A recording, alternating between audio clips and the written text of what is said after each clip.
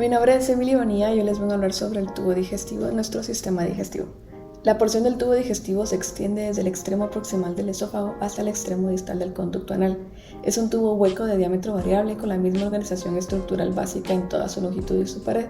Esta está formada por 4 capas distintas. Como primero, tenemos la mucosa, que está conformada por epitelio de revestimiento. Es un tejido conjuntivo subyacente conocido como una lámina propia, y el músculo liso, que cuenta con una capa con mayor variabilidad entre los diversos segmentos del tubo digestivo, con funciones específicas. Sirve de protección, ya que ayuda protegiendo la entrada de antígenos, gérmenes patógenos y otras sustancias nocivas y la absorción de alimentos y electrolitos.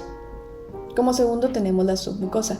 Es un tejido conjuntivo denso y regular que contiene vasos sanguíneos y linfáticos de gran calibre que envían ramas hacia la mucosa la muscular externa y la serosa. Contiene un plexo nervioso que genera fibras sensitivas para formar el sistema nervioso entético. Además, la red de fibras himelínicas constituyen el plexo mucoso interno.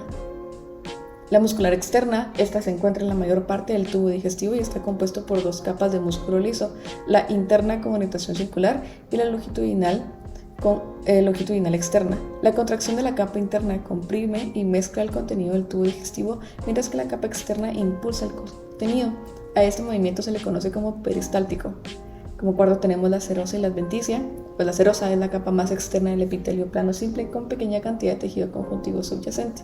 Sus vasos sanguíneos y linfáticos de gran calibre atraviesan la serosa para alcanzar la pared del tubo digestivo. Y su capa aún más externa, que sería la adventicia. Tenemos como primer punto el esófago, que es un tubo muscular fijo de 25 centímetros que va desde la faringe hasta el estómago.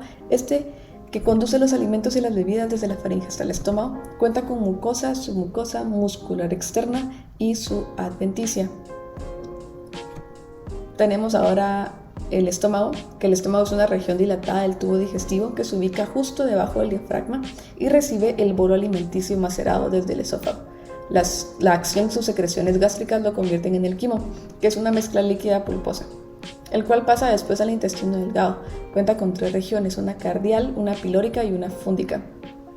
Tenemos la mucosa gástrica de la superficie interna del estómago, pues muestra pliegues gástricos a mayor aumento y pueden observarse muchos orificios en la superficie de la mucosa, denominadas criptas gástricas, donde desembocan las glándulas gástricas, y también encontramos las células hidréricas.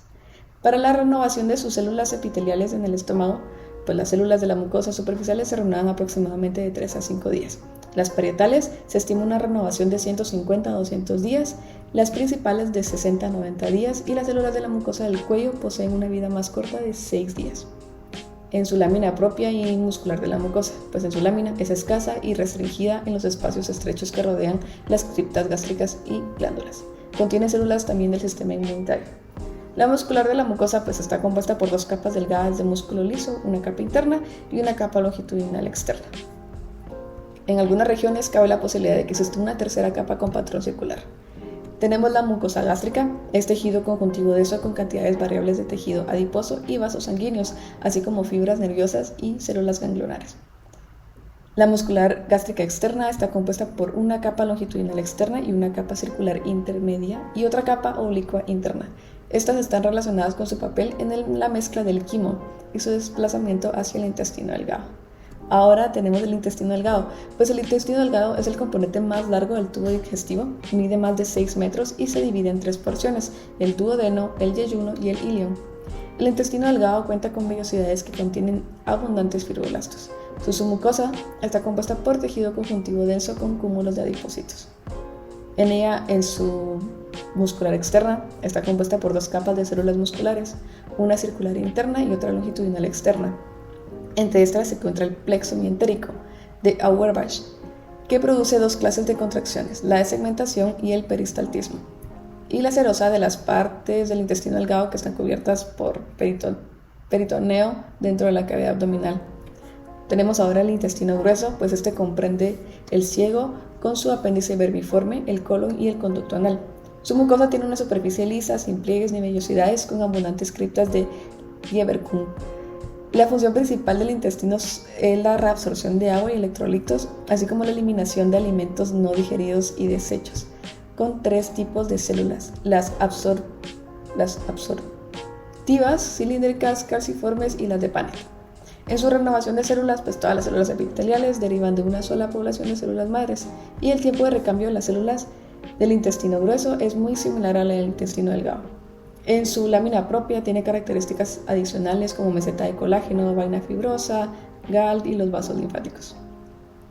En su muscular externa, pues el ciego y el colon están condensados en bandas musculares longitudinales denominadas tenias del colon.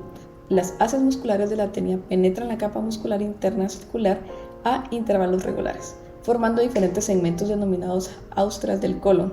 Esta también produce dos tipos de contracciones. La submucosa y la serosa del intestino grueso, pues está en los sitios en los que el intestino grueso está en contacto directo con otras estructuras.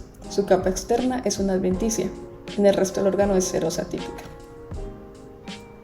El ciego y el apéndice, pues el ciego es una bolsa oculta distal a la válvula ilíaca y el apéndice es una evaginación delgada digitiforme de esta bolsa. La histología del ciego es similar al color, mientras que el apéndice se diferencia por tener una capa uniforme de músculo longitudinal en la muscular externa, además de una gran cantidad de nódulos linfáticos en la submucosa. El recto es la porción distal dilatada del tubo digestivo, su parte superior se distingue por sus pliegues rectales transversos. La mucosa es similar a la del resto del colon distal, posee glándulas intestinales tubulares rectos con muchas células calciformes. Y por último el conducto anal, que es la porción más distal del tubo digestivo con una longitud de 4 centímetros y la porción superior presenta columnas anales con depresiones entre estas denominadas senos anales.